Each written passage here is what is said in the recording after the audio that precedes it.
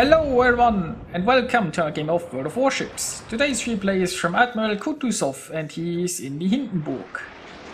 10 German cruiser. He is in a ranked battle. And well, it's on Tears of the Desert. They are pretty balanced teams with 2 destroyers, 2 cruisers, 2 battleships and 1 carrier each. Now the friendly team doesn't have radar. But there are carriers to help spot. Now Admiral Kutuzov in the beginning decided to venture towards capture point A together with the gearing. Unfortunately they encountered heavy resistance. There is a Montana and Des Moines in the Shimakaze, and this means the friendlies here are pretty much screwed. Now the Shimakaze was just able to cap, the gearing can't get close enough to spot because there is a Moine who will just radar him. Hindenburg can't get close enough to really help because there is a Montana. And you really don't want to get too close to a battleship cruiser. At longer ranges the cruiser has the advantage because he can dodge the shells, and well, the battleships don't have the best accuracy while the cruiser can just burn the battleship. But if the cruiser gets too close, well, I mean, gets in torpedo range, the cruiser again has advantage. If the cruiser has torpedoes, and the Hindenburg does.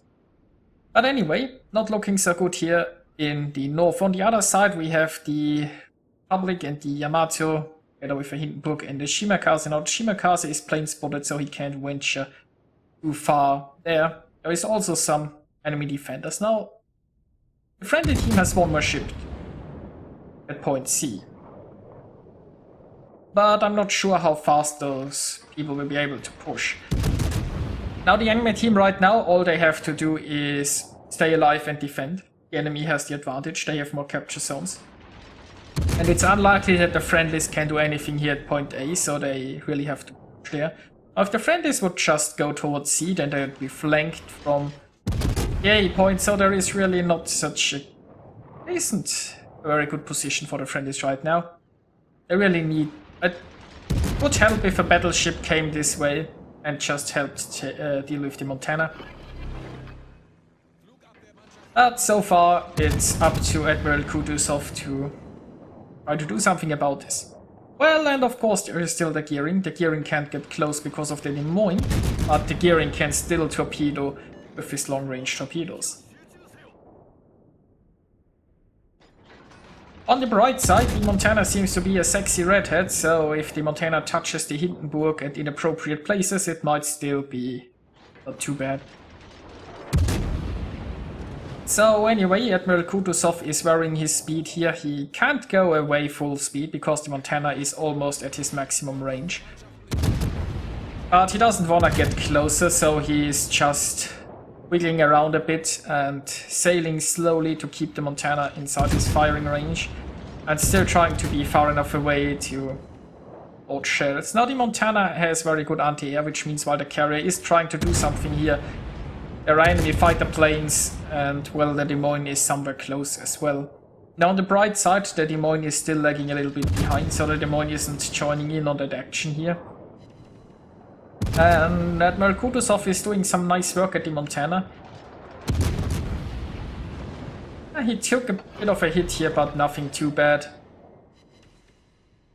And there are probably the gearing torpedoes also making the Montana rather uncomfortable.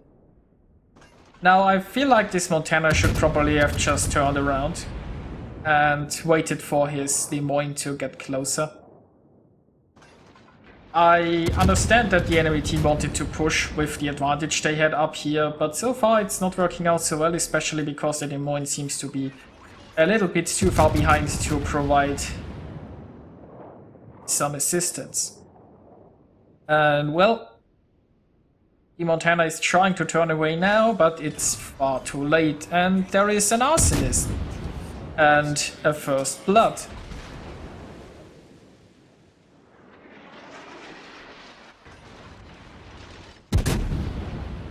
Now, meanwhile, not an awful lot has happened down in the south. The Shima actually abandoned the push there and came up here. Now he is plane spotted and he's engaged in another Shimakaze. He also doesn't really have any support, so it's not looking too great for the friendly Shima, and he went down to the carrier.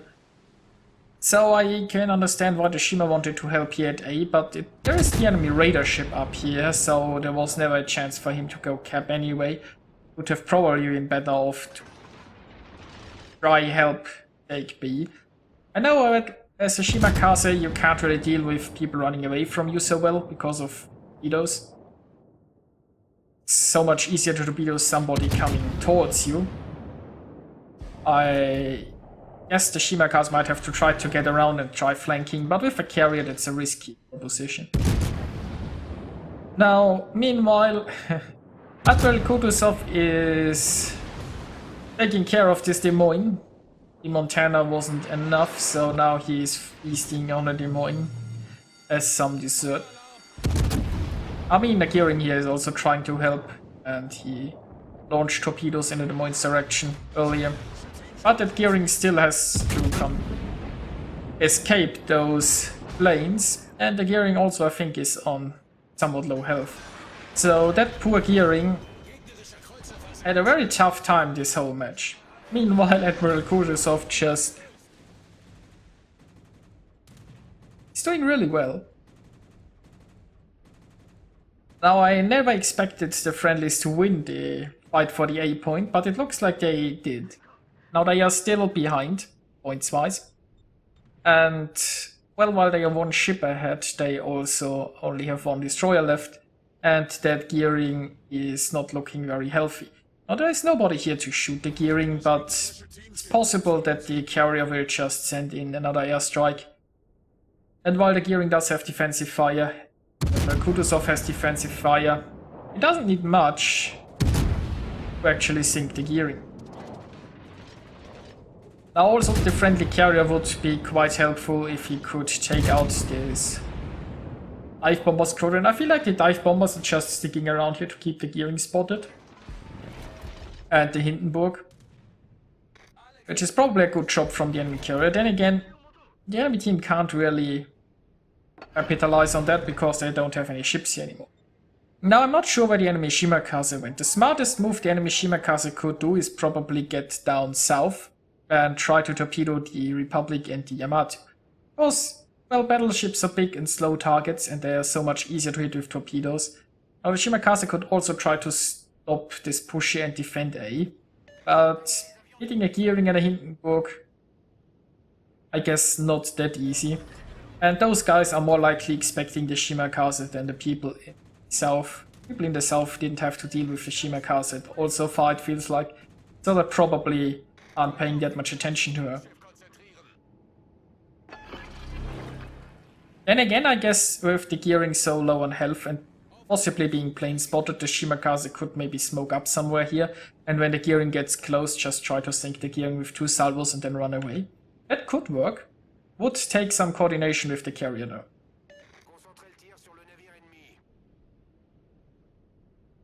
Of course, this being a ranked battle, can't expect any more coordination than in random battles, I suppose. And look at that, I think we found the Shimakaze. Now I guess the Shimakaze wanted to flank those guys when they pushed into A and catch them in, torpedo them into their sides, but that didn't work. And I'm also not sure why there was only one launcher, maybe the torpedoes were so spread out that we didn't see the other ones. Look at that! Suddenly there's a smoke screen spawning. Now Gearing is immediately launching torpedoes at the smoke screen, and that's very bad play from the Shima. Why would he smoke him? He is just giving away his position. And what does he gain? Now the friendlies are actually pushing towards the smoke screen, right? If they'd turned into A, then the Shima would have had a much easier time dealing with them. And there are the other 2 torpedo launchers, so the Shima held 2 launchers back. And now he is engaging with guns a Hindenburg. You know, that Shima might have had a pretty good chance torpedoing the Hindenburg if he waited until the Hindenburg gets close, because the Hindenburg doesn't have hydro. But look at that, the Shima just got torpedoed in his own smoke. And you know, the enemy team had a really big advantage for a long time, but now they are just crumbling.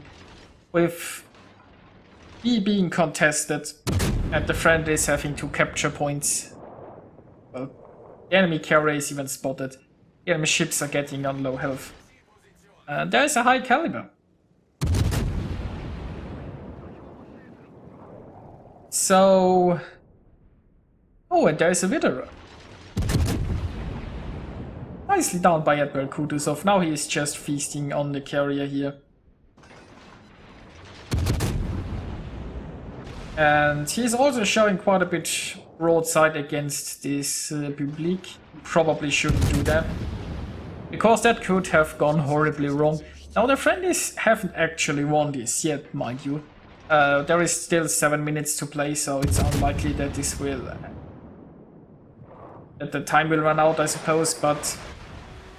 I mean, if Admiral Kutuzov gets sunk here, that gearing is on low health, then that carrier might escape, and if the enemy carrier strikes the Yamato or something, is still, I guess, somewhat close, considering it.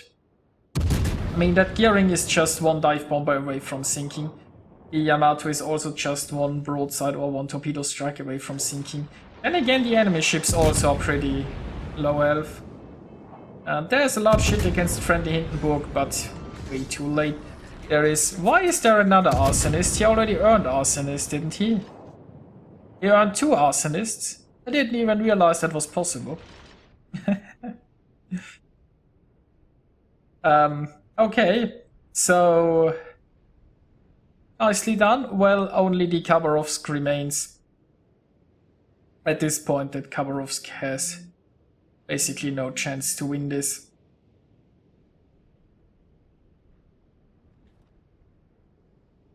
So, all that's left to see is, can somebody take out the Khabarovsk? I mean, the friendly carrier can keep that guy spotted.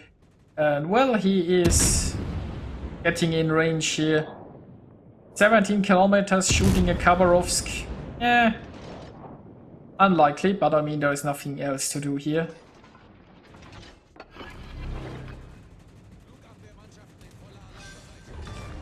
And he actually hit and sunk the enemy. And here we are with the results. Admiral Kutuzov earned himself 2,536 base experience. Nicely done. The north side looked pretty bad in the beginning, and yet they prevailed, and he just burned down in Montana and the Des Moines with some help. And then they secured blank. So Admiral Kutuzov earned himself 2 Arsonists, a Dreadnought, a Widower, a First Blood, and a High Caliber. 180,000 points of damage, 4 enemies sunk, and this is in a ranked battle where it's only 7 versus 7, so very nicely done by him. I hope you enjoyed watching this, and I'll see you guys next time.